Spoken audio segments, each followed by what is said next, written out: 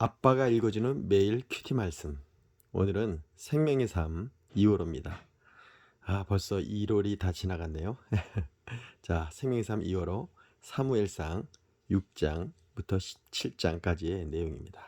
자, 그러면 본문 말씀 보도록 하겠습니다. 이렇게 우리의 손을, 여기가 시내산 같은데요. 제가 보니까 제가 시내산에 올라갔을 때 이렇게 광야를 보는 듯한 그런 느낌이 드는데, 신의 산일 것 같습니다. 확실하진 않지만, 네. 자, 오늘은 2월 1일 수요일입니다. 수요 예배가 있는 날이고요. 사무엘상 6장 1절 12절. 아까 우리 표지에 본 것처럼 정말 하늘을 향해 손을 쭉 뻗으면서 하나님께 두 손 들어 주를 경배하며 예배하는 하루 되길 축복합니다. 자, 사무엘상 6장 1절로 12절. 여호와의 개가 블레셋 사람들이 지방에 있은 지 7달이라. 7달이나 지났네요. 블레셋 사람들이 제사장들과 복술자들을 불러 이르되, 우리가 여호와의 궤를 어떻게 할까? 그것을 어떻게 그 있던 곳으로 보낼 것인지 우리에게 가르치라. 그들이 이르되, 이스라엘 신의 궤를 보내려거든 거저 보내지 말고 그에게 속건제를 드려야 할지니라. 그리하면 병도 낫고 그의 손을 너희에게 옮기지 아니하는 이유도 알리라 하니. 참, 이들도 제사에 대해서 참 잘 알고 있었던 것 같아요. 왜냐면 자기 자신들도 그 다곤, 그 신에게 제사를 드리기 때문에 이스라엘에 드려지는 그 제사에 대해서도 상당히 연구를 한 것 같습니다. 그래서 속건제를 드려야 된다고 이렇게 말을 합니다. 자, 4절입니다. 그들이 이르되, 무엇으로 그에게 드릴 속건제를 삼을까 하니, 이르되 블레셋 사람의 방백의 수요대로 금 독종 5과 금지 5마리라. 금지 5마리라야 하리니 너희와 너희 통치자에게 내린 재앙이 같음이니라. 그러므로 너희는 너희 독한 종기의 형상과 땅을 해롭게 하는 쥐의 형상을 만들어 이스라엘 신께 영광을 돌리라. 그가 혹 그의 손을 너희와 너희 신들과 너희 땅에서 가볍게 하실까 하노라. 애굽인과 바로가 그들의 마음을 완악하게 한 것 같이 어찌하여 너희가 너희 마음을 완악하게 하겠느냐. 그가 그들 중에서 재앙을 내린 후에 그들의 백성을 가게 하므로 백성이 떠나지 아니하였느냐. 벌써 이쪽 가나안 땅에 그 애굽에서 있었던 일들을 이들은 벌써 다 알고 있었던 거죠. 대개에서 우리 그 요셉이 너희들은 적정이다 이렇게 하잖아요. 그 흔히 말하는 스파이라고. 이렇게 강대국의 저게 사정을 아주 그 손금 보듯 이렇게 알고 있는 상황입니다. 자, 그러면 7절입니다. 그러므로 새 수레를 하나를 만들고 멍에를 메어보지 아니한 전나는 소 2마리를 끌어다가 소의 그 수레를 메우고 그 송아지는 떼어 집으로 돌려보내고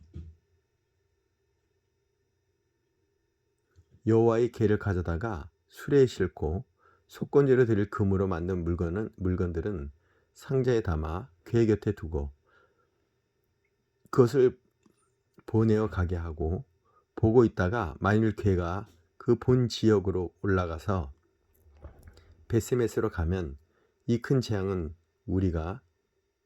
그가 우리에게 내린 것이요 그렇지 아니하면 우리를 친 것이니 그의 손이 아니요 우연히 당한 것인 줄 알리라 하니라. 꼭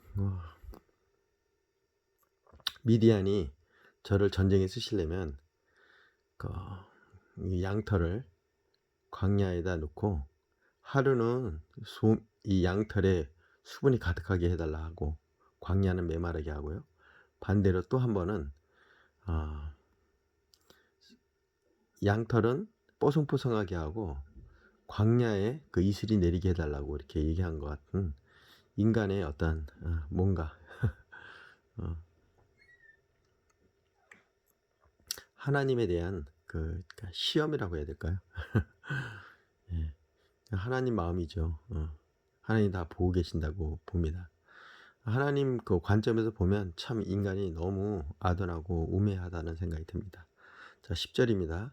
그 사람들이 그같이 하여 젖나는 소 둘을 끌어다가 수레를 메우고, 왜 또 소도 젖나는 소, 네, 송아지들은 집에 가두고 여호와의 궤와 및 금쥐와 그들의 독정의 형상을 담은 상자를 수레 위에 실으니 암소가 베세메스 길로 바로 행하여 대로로 가며 갈 때 울고 좌로 치우치지 아니하고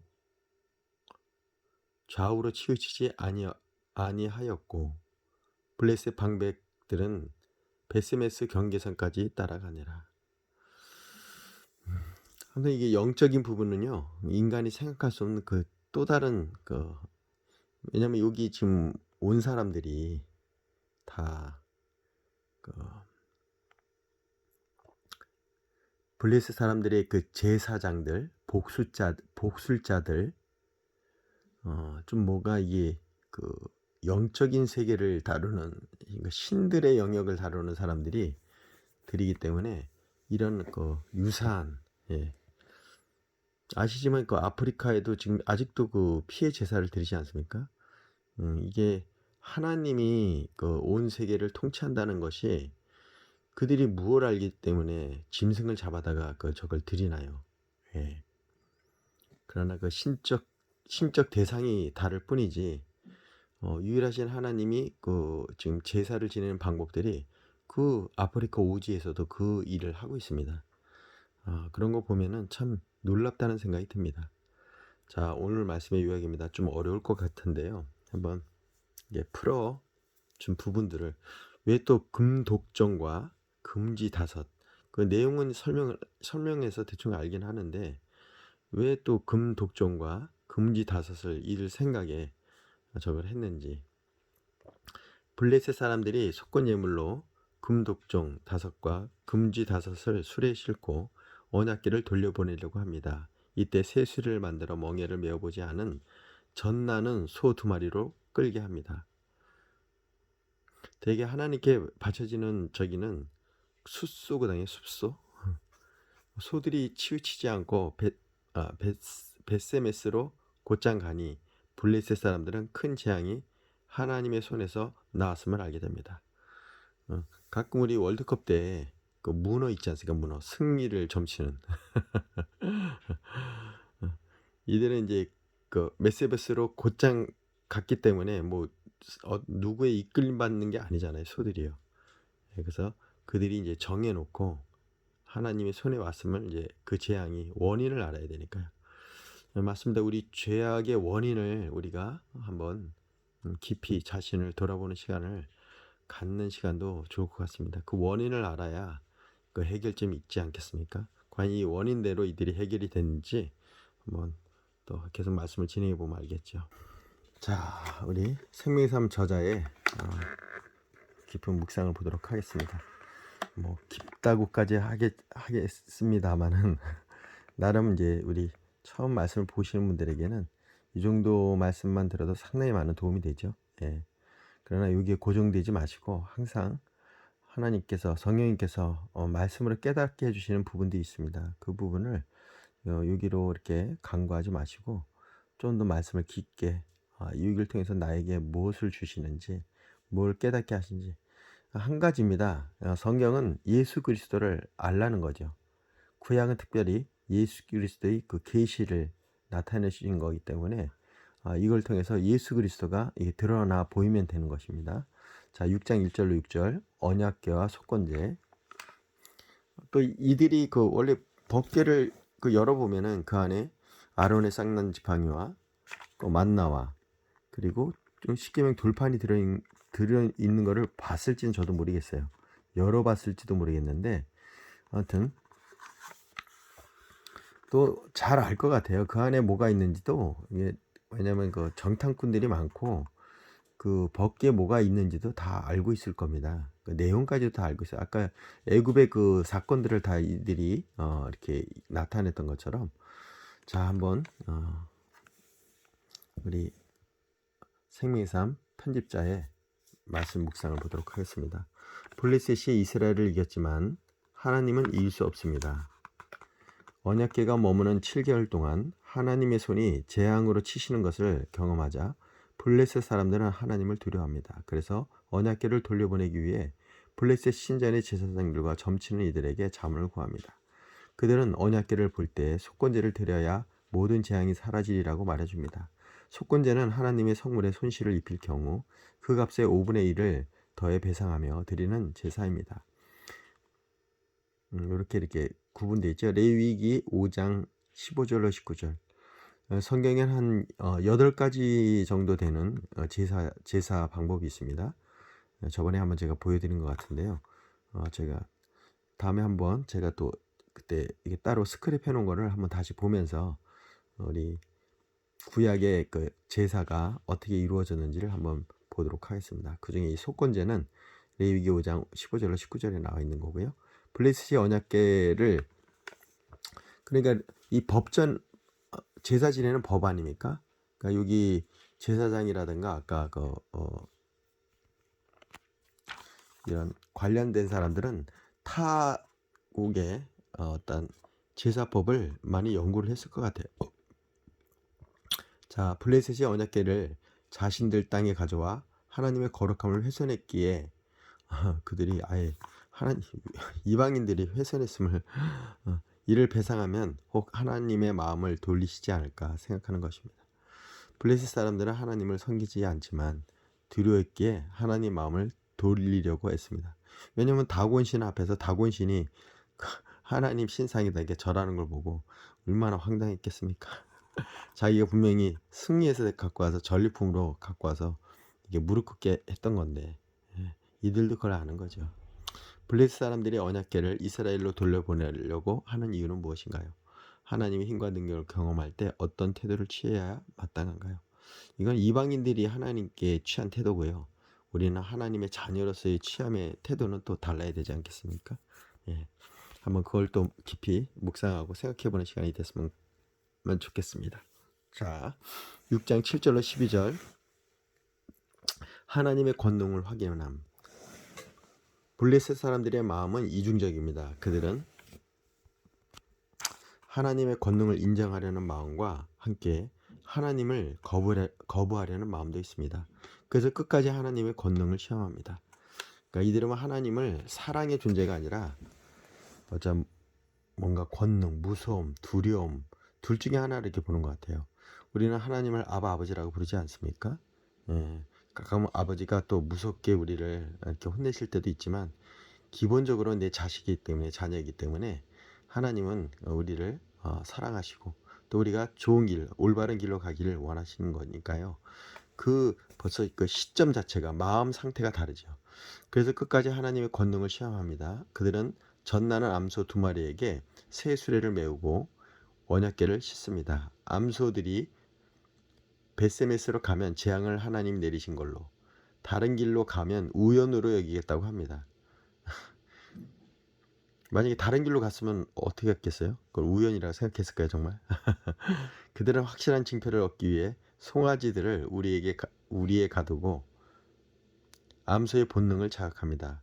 암소들은 울면서 벳세메스의 길로 똑바로 나아갑니다. 결국 블레셋 사람들은 재앙이 하나님의 권능의 증거임을 확실히 인정하고 자신들이 하나님 앞에서 참패했음을 깨닫습니다.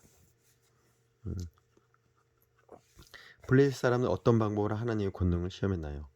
짐승의 본능을 가지고 이렇게 시험을 했죠. 하나님이 하신 일임을 인식하면서도 이를 거부하고 싶은 이유는 무엇일까요? 자, 2월 1일 날 좀 무거운 주제를 다루는 것 같습니다. 이 제사법, 또 하나님의 어떤 하나님이 치시는 그 모습들을 보고 사람이 죽어나가고요. 병으로 이렇게 많은 사람들이 힘들어하게 되고, 우리 하나님은 정말 은혜의 하나님입니다. 저주를 하시더라도 자손 3대인데 축복은 자손 1000대까지 주신다 그거거든요. 그래서 꼭 그게 천대라는 의미라기보다는 베드로가 예수님한테 몇 번 용서하리까? 7번 용서하리까? 했더니 이름 못이 7번을 용서하라고 그러네. 77이 49, 490번 용서하라는데 정말 하나님이 490번 용서하라고 하시는 걸까요? 그만큼 용서에는 끝이 없다라는 거죠. 우리가 생각하는 기준의 그 7번이 아니라 그 7번도 많이 참았다고 하는 건데 하나님은 그 이상입니다. 근데 그거는 우리가 할 수 있는 부분이 아니죠. 어떻게 우리가 77이 49, 490번을 용서할 수 있겠습니까? 그거는 우리 힘으로 되는 것이 아닙니다. 바유나 시몬아 네가 나를 알게 한 것은 네 힘이 아니라고 얘기하셨거든요. 그거는 하나님께서 생각하게 하시는 부분들입니다. 여기 지금 이 블레셋 이런 사건도 어떤 생각으로 되는 것이 아닙니다. 이거는 정말 영적 전쟁을 지금 치르고 있지 않습니까, 우리가? 예, 그런 영의 세계입니다. 말씀의 세계죠. 일상의 삶 속에서 하나님이 우리를 말씀의 그 깨달음을 주시는 것 같아요. 이런 일, 사건, 죽음, 병, 이 모든 것들이 하나님을 느끼게 해 주시는 겁니다. 예, 좋은 일도 마찬가지고요. 자, 그러면 묵상의 세일을 통해서 일상을 통해서 한번 만나보도록 하겠습니다.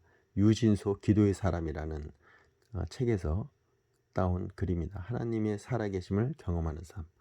그렇죠. 일상을 통해서 서울에서 부목사로 사역할 때 만난 한 집사님 이야기입니다. 이 집사님이 예수를 믿지 않으시는 아버지와 함께 회사를 경영했는데 회사에서 어느 날 고가의 기계를 수입하게 되었습니다. 그 회사는 비싼 기계가 들어오면 전통적으로 고사를 지내왔습니다. 그런데 갑자기 집사님 마음속에 내가 신앙인인데 고사를 지내면 안 되지 하는 생각이 들었습니다. 집사님은 고민하다가 기도하기 시작했습니다. 하나님, 어떻게 할까요?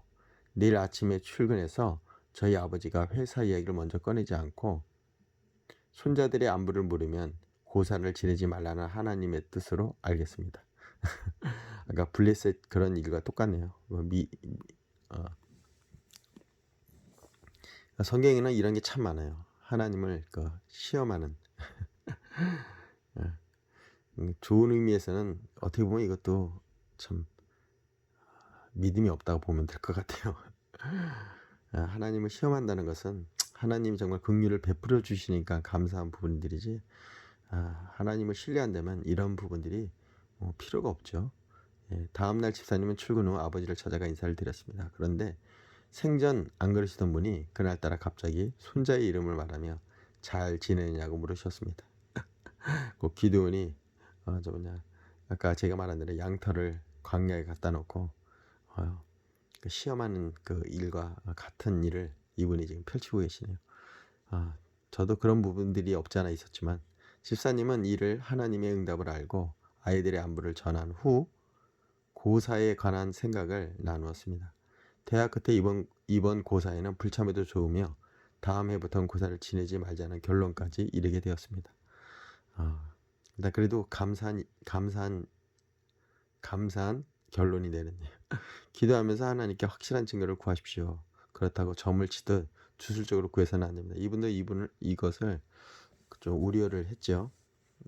블레셋이 한 그런 이제 이게 참 이것도 어리석음 아니겠습니까? 예.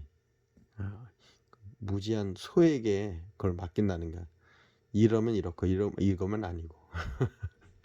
분명한 사실 아닙니까? 하나님이 그거를 그 소에게 이렇게 들려보낸다는 이것도 참 의미하지만 그래도 하나님은 그 부분을 또 감당해 주십니다.